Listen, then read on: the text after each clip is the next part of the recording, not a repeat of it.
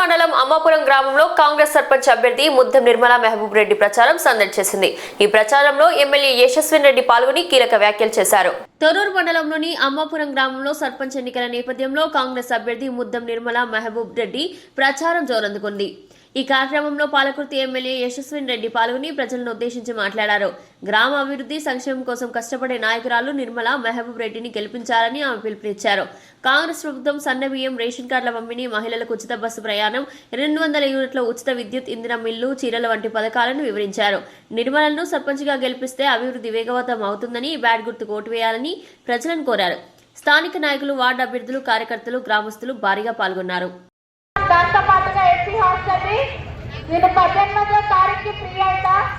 Elections అంతా అయితే 18, 19వ తారీఖు హైదరాబాద్ పోయినాక ఫస్ట్ పక్కబోయే ప్రపోజల్ మినిస్టర్ దగ్గరికి, సంబంధిత మినిస్టర్ దగ్గరికి పక్కబోయే ప్రపోజల్ మన ఎస్సీ హాస్టల్ అని కూడా మీ అందరికీ నేను చెప్తున్నా.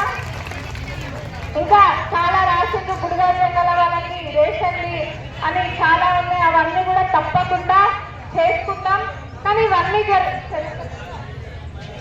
చెరువు కట్టది కూడా ప్రధాన సమస్య కాబట్టి దానిపైన కూడా దృష్టి పెట్టించి దానికి ఎస్టిమేట్ వేయమని ఇమీడియట్ గా ఇప్పుడు నిజంగానే ఒకసారి కాల్ చేసి చెప్తా, వచ్చి ఎస్టిమేట్ వేసుకొని వస్తారు, అది కూడా చేపిస్తా. ఇవన్నీ జరగాలంటే ఒక్కటే, మీరందరూ కూడా మన నిర్మలమ్మ గారికి ఓట్లేసి బ్రహ్మాండమైన మెజారిటీతో గెలిపియండి. ఎందుకంటే వేరే పార్టీ